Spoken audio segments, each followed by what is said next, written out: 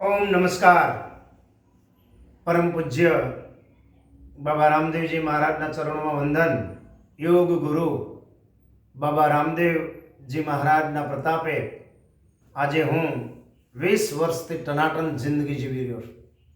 योग और प्राणायाम प्रतापे गुरुजी आशीर्वाद थी गुरुजी कृपा थी आज हूँ जे कहीं पण छू ए बाबा रामदेव जी महाराज प्रतापे मित्रों अने मारा जेवा घणा करोड़ों माणसोने बेठा करवानो प्रयत्न बाबाए करेल छे अने मोटा भागना माणसो जे योग साथे जोड़ायेल छे अने एने लाभ जबरदस्त मळेल छे मित्रों।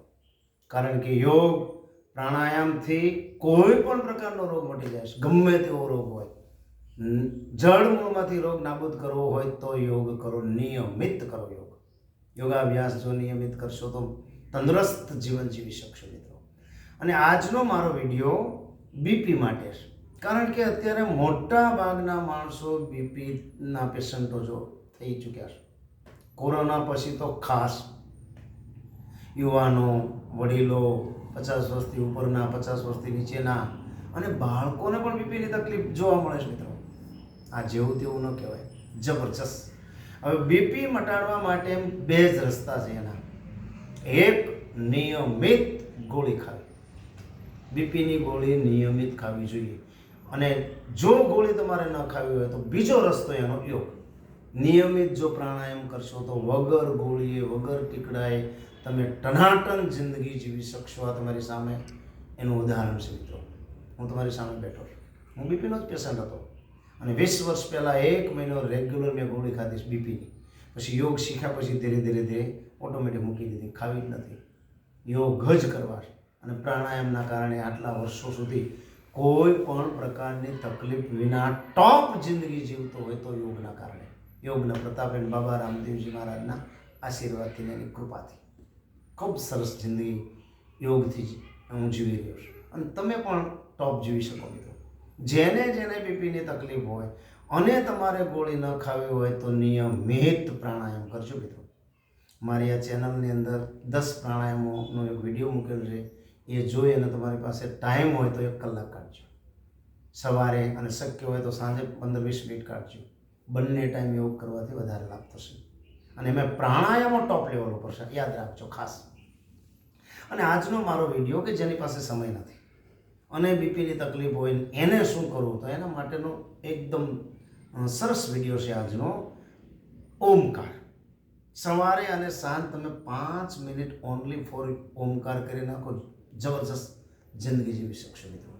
અને બીજું કે જે બીપીના પેશન્ટો હોય અને ગોળીઓ ન ખાતા હોય અને ક્યારેય પણ તમને તકલીફ થાય કશું જ તમારે કરવાનું નહીં, શ્વાસ ભરવાનો અને છોડવાનો, ઊંડા શ્વાસ શરૂ કરી દેવાના, ઘડીકમાં રિલેક્સ થઈ જશે। હવે ઓમકાર તમારે કેવી રીતે કરવા હું તમને શીખવાડું છું। સિદ્ધાસન, વજ્રાસન, પદ્માસન, સુખાસન, ખુરશી ઉપર બેઠા બેઠા પણ તમે ઓમકાર કરી શકો છો। હું સિદ્ધાસનમાં બેઠો છું, જ્ઞાન મુદ્રા, આ મુદ્રામાં બેઠો છું, જ્ઞાન મુદ્રા, સિદ્ધાસન। હવે કેવી રીતે ઓમકાર તમારે 12 વખત કરવાના હું શીખવાડું છું। પહેલા 3 વખત ફક્ત અ બોલવાનો, કેવી રીતે શ્વાસ ભરી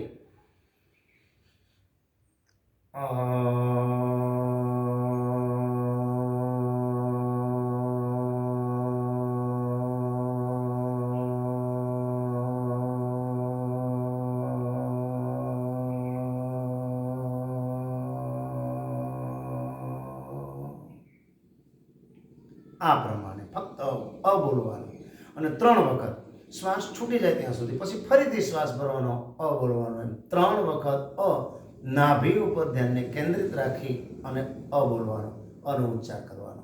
પછી ઓ હાર્ટ ઉપર ધ્યાનને કેન્દ્રિત કરીને કેવી રીતે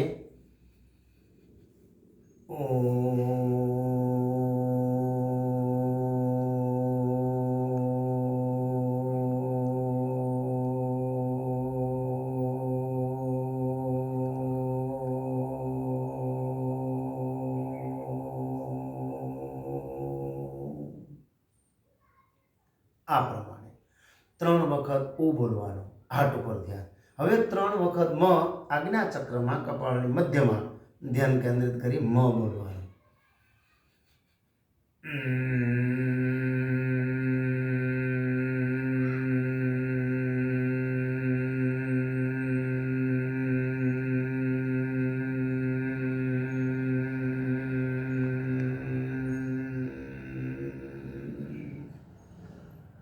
આ પ્રમાણે 3 વખત અ, 3 વખત ઉ, 3 વખત મ અને છેલ્લે અ ઉ મ પૂર્ણ ઓમકાર. અ ઉ મ ત્રણેય અંદર આવી જવા જોઈએ. કેવી રીતે? આંખો બંધ કરી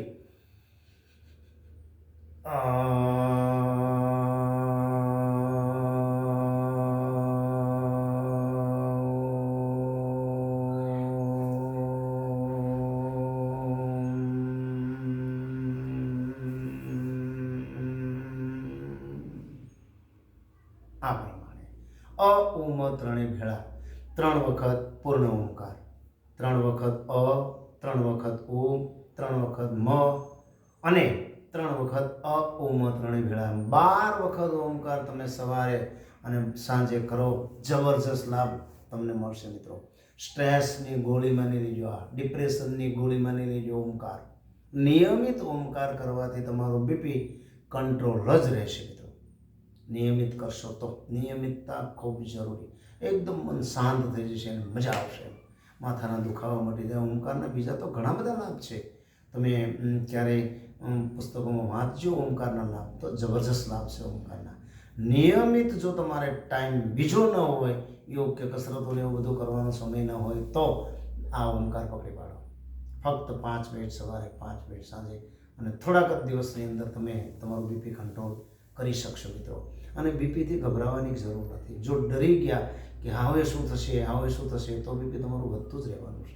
અને ઉપરનું બીપી 150 હોય, નીચેનું બીપી 100 હોય, 100થી ઉપર ન જવું જોઈએ, 150થી ઉપર ન જવું જોઈએ. કારણ કે ઘણા માણસો એમ માનતા હોય કે બીપીની ગોળી નિયમિત ખાવી જ પડે. એવું નથી મિત્રો. યોગ કરો તો બીપીની ગોળી ખાવાની જરૂર નથી. હું આ 20 વર્ષ ઉપર થઈ ગયા, મને પણ બીપીની તકલીફ તો હતી જ. અને 1 મહિનો 20 વર્ષ પહેલાં મેં ગોળી ખાધેલી છે બીપીની, અને યોગ શીખ્યા પછી બિલકુલ ગોળીની જરૂર પડતી નથી. એટલે બીપી માટેની દવા 2, એક નિયમિત ગોળી ખાઓ અથવા નિયમિત યોગ કરો. અને નિયમિત યોગ કરશો તો વિધાઉટ મેડિસન સુપર જિંદગી તમે જીવી શકશો મિત્રો. અને મજા આવશે જિંદગી જીવવાની. ગભરાવાની બીપીથી ગભરાવાની કોઈ જરૂર નથી. મારું બીપી ક્યારેય 120-80 નથી હોતું, કોઈક દિવસ જ હોય છે. બાકી 130, 135, નીચેનું 85, 90ની આજુબાજુ હોય છે. તોય કોઈ ટેન્શન નથી, ક્યારેય કોઈ તકલીફ નહીં. એટલે નિયમિત જો તમે યોગ કરશો તો તમારું બીપી 100% કંટ્રોલ રહેશે. અને આ બીપીની દવા માની લેજો ઓમકાર. શરૂ કરી દો. આ વિડીયો જોયા પછી તરત શરૂ કરી દેજો. અને બીજાને પ્રેરણા આપવા માટે આ વિડીયો બીજાના ઓલામાં નાખજો મિત્રો, કે જેથી કરી એ પણ યોગ કરી અને પોતાનું બીપી કંટ્રોલ કરી શકે મિત્રો. નિયમિત યોગ કરી બીપી કંટ્રોલ કરો અને તંદુરસ્ત જીવન જીવો મિત્રો. આ વિડીયો ગમે તો લાઈક કરજો, શેર કરજો, સબસ્ક્રાઈબ કરવાનું ભૂલતા નહીં મિત્રો. નમસ્કાર.